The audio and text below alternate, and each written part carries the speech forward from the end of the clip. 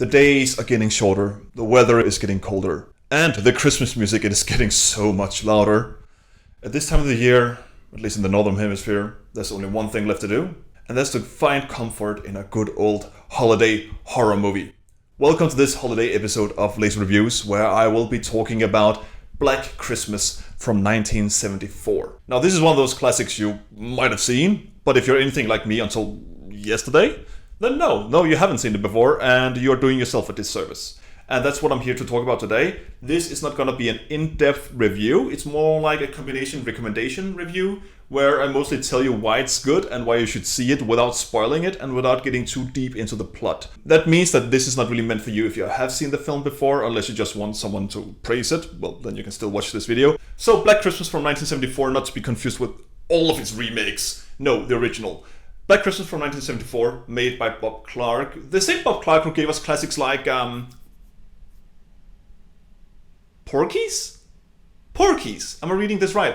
And Porky's 2. Wow, okay, the classics. Yes, that Bob Clark. This is a slasher, horror slasher made by the guy who gave us Porky's. Not just a holiday slasher, but arguably one of the first, if not the first, slasher films. Of course, that's always being discussed, but this is often brought forward as perhaps the first real slasher film. And it's good. It's a really good start. So very briefly, what is the movie about? It's about this female sorority in this small town, this university town, college town, that's being stalked by a very disturbed killer. A killer who keeps calling and threatening his victims and soon-to-be victims using very profane language and using these different voices. It's honestly very disturbing, very creepy, and it's played very well. And after the first victim falls in the first 5-10 minutes of the film, the rest of the sorority, along with the parents, the law enforcement, try to find this victim that is at this point is a missing person and are slowly coming to terms with what's happening. Slowly but surely they start taking this seriously, and once they do, it might be too late. And that's basically it for the plot. A deranged killer on the loose, sorority girls being picked off one by one, and a rather incompetent police force out to investigate and to prevent any further disappearances. Of course, and it's Christmas. It's Christmas when this is happening. A very simple plot, but I mean, it's a slasher, and slashers usually don't have the most convoluted plots. And when they do, it's usually not for the better. It's not the plot that sells this movie, it's everything else. And here's where I will be talking about the acting, the cinematography, the sound design, and some of the other aspects of the movie that makes it so brilliant. I'm not going to do a deep analysis of the film because no, that would spoil it. So let slashers stand and fall with the performances, with the characters. And this film certainly has no problem in that field. The film is packed with distinct performances. It's not a huge cast, but every single cast member brings their own charm, their own personality, their own little thing to the set. And it really works well. You're very invested in the characters from the very beginning. Whether or not it's Barbara or Barb, who is this? I mean, this is 1974, so a very liberated, a very determined woman, but with also a lot of personality flaws, like she's drinking a bit too much. She's not really taking things too seriously when she probably should. There is a good scene where when she has to give the police officer the address of the sorority where this disappearance has happened, she tells him, hey, it's Fellatio. That's the name of the street, and this cop doesn't know the word. It's, Fellatio 20880. Fellatio. So yeah, her carelessness is actually a detriment to the group, but you can't help but enjoy her company when she's on screen. Then we have perhaps my favorite character, who is the house mother, this woman who is watching over or who's maintaining the place of the sorority, and she is a drunkard with a cat that she loves. And I'm not gonna say too much about her scenes, but she has some really good scenes. She is just also a no-nonsense person who just seems to hate everything and everyone, but who's really good to these girls at the sorority. These broads, the leaning tower of Pisa, if they can get up there. An endearing woman. I love her when she is on screen. And of course, shouldn't forget the antagonist, the villain, the murderer. His acting is fantastic. I don't know, of course, if he's the one, if that actor is actually who makes all these different voices in the film, or if they hire different people to do the different voices, because it does sound like it's different people talking. Hello? Who is this?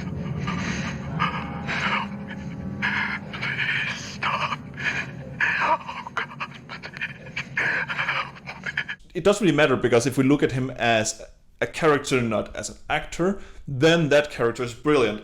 His performance is so damn good. The voice work is amazing. Most of his performance is through, of course, what he says to these victims he's stalking over the phone. And that's so menacing. He really manages to be very intimidating. So most of the film, when we see him, we see it from his point of view. So we see it like as a first-person camera. We see him slowly approaching the house and entering at the beginning of the film. We see him getting really, really upset and destroying a room, like really unleashing his anger. And we see so many different emotional moments with him where he's just really showing off how mentally disturbed he is. He's really fully deranged in this film. And it works wonders. He is intimidating. He is really, really intimidating. He's not an 80s slasher villain. He's not a Jason Voorhees, who's just this monster, not even a man. He's not a Michael Myers, who can take a dozen gunshots and still continue to walk. He's not that kind of villain. He's much more grounded, and he's much more, subdued. Because we're not really seeing him, he takes on a different shape as a slasher villain. A shape that works really, really well for the film. But yes, I don't feel like bringing up every single character. Just know that you're in really good company throughout this film. And talking about the villain actually means that's a good segue into cinematography. Because the way the film is shot, it's brilliant. The cinematography is really good. The editing is really good. These first-person views that we get, those scenes are so well paced, so well shot. They're excellent. Sometimes alternated between seeing his point of view, seeing what he interacts with, like when he enters a room, it's not just his point of view. And that's what this movie does so well, that it really builds up suspense very well by focusing on very specific things of the shot, by the image composition. It's amazing. He was a worker, so he invented the telephone to speaking about in the theater. A genius. It's not really that it's the first film that this did this sort of thing with a POV murderer. I mean, we had Peeping Tom or Psycho already, so that were more than 14, 15 years before this film came out. So it's not a completely new thing, but the way it is executed in this film and the extent they go with it, that's what works so well. I mean, in Psycho and in Peeping Tom, it's more select scenes, whereas in this, it's pretty much every time we have the villain, his entire character is by and large built through this POV, through this cinematographic decision. And it works. It really, really works wonders. And talking about the image composition and the editing, I want to talk about the sound design. The sound design really accommodates every single scene in this film. Complements it and it heightens the scene. The best example here I can give is we have a murder scene with the aforementioned unicorn scene where his movements getting closer and closer to the kill is intermixed with the visuals of a children's choir who can still be heard in the background when we're seeing him. So we cut it to see the choir at the door singing carols while they're singing at the door a murder is happening in the house.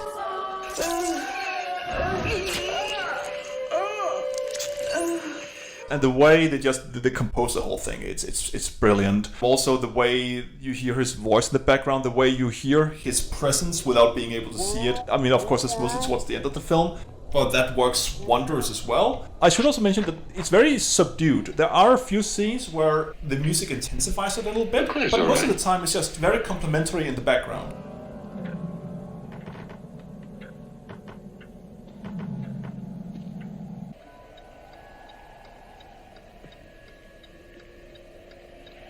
Do you remember when we first met?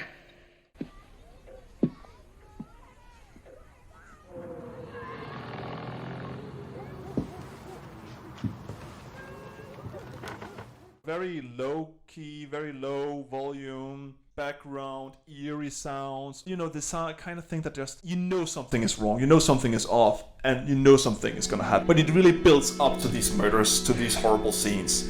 And finally, I think also the background and sound, I mean, this is cold.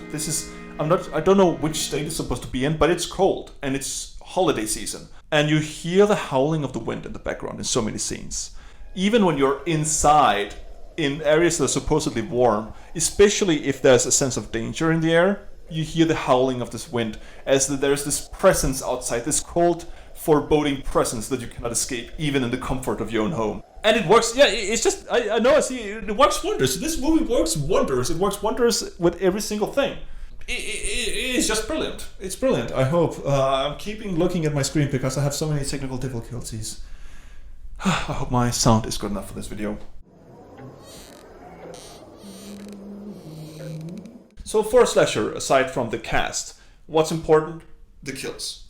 Are the kills good in this film? It depends. I think it is where you could argue that it falls a bit short of later slasher movies. It is a slasher with grisly murders, but in the way that Texas Chainsaw Massacre did it. In the way where you don't really see it happening. There's one scene where someone is dragged away and mostly just see legs disappear. There are scenes where, yes, someone is getting stabbed, but you mostly see the object stabbing and the arms flailing around, maybe a bit of blood. That's the way these kills are. It's not Friday the 13th. It's not Halloween. It's not, you don't see people just up close being stabbed or having their eyes gouged out or having harpoons to the nuts. That's not what this kind of movie is. There is one kill that is sort of omnipresent in the film. So omnipresent, it's on the cover of the poster of the film. That kill and its aftermath. That is great. The rest of the kills, I like what they're doing. I can enjoy this Texas Chainsaw Massacre style of kills that happened a bit off screen, a bit subdued, a bit from angles where you don't really see what's happening.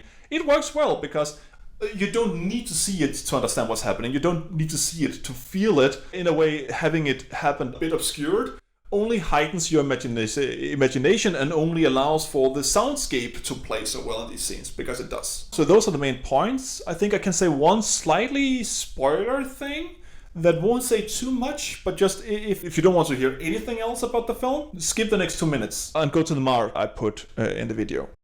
One thing I really like about the film as well is this is one of those movies that was made before people needed to have all the answers. We don't know who the killer is. Of course, with slashers, you usually don't know until it's revealed. With this film, I will say that you don't have the answers. You don't have a perfect explanation of why the person killed. You don't have a perfect explanation of what these voices are he's using or why he's using those sounds and voices. You don't get those explanations. You don't get a big background of something happened to him as a child or something, and that's why he goes on a killing spree. I like that we don't need to have everything explained, and we need to maybe even empathize with the killer, that sometimes a killer is just a killer. Like with the family in Texas Chainsaw Massacre, you don't really understand why they're a murderous cannibal family. I like that with movies. I like that you don't need to have a whole backstory. And it also sort of makes it more scary, right?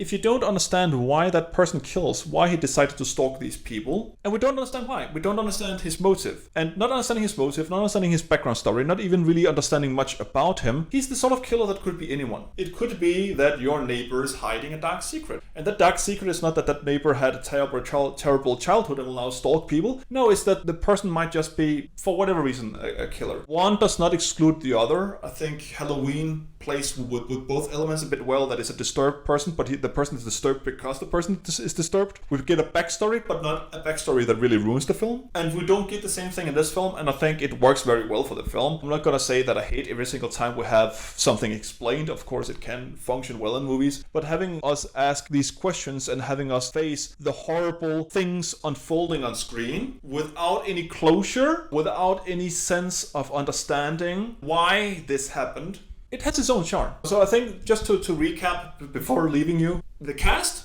is fucking supreme.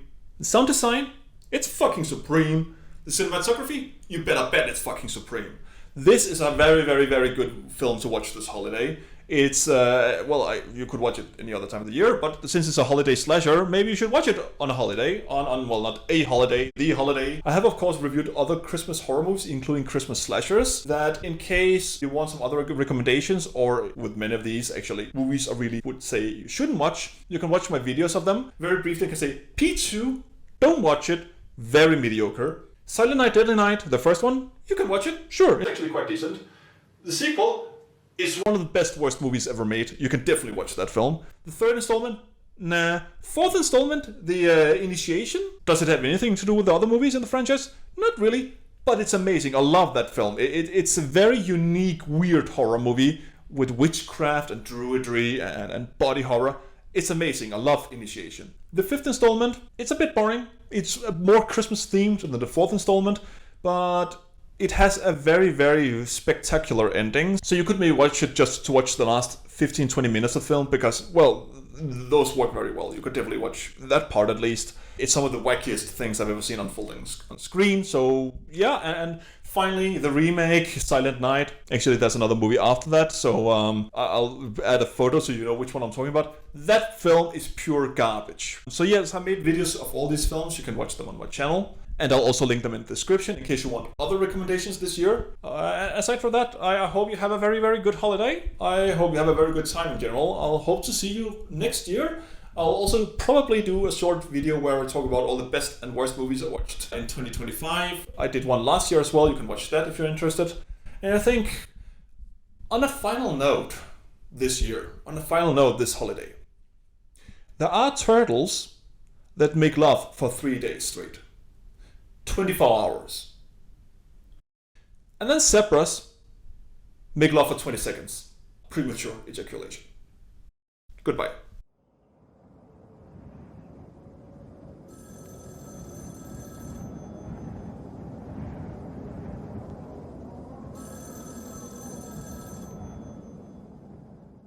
No, really, they just 3 days, 24 hours a day. Boom, boom, boom, boom.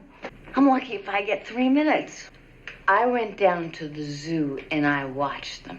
It was very boring.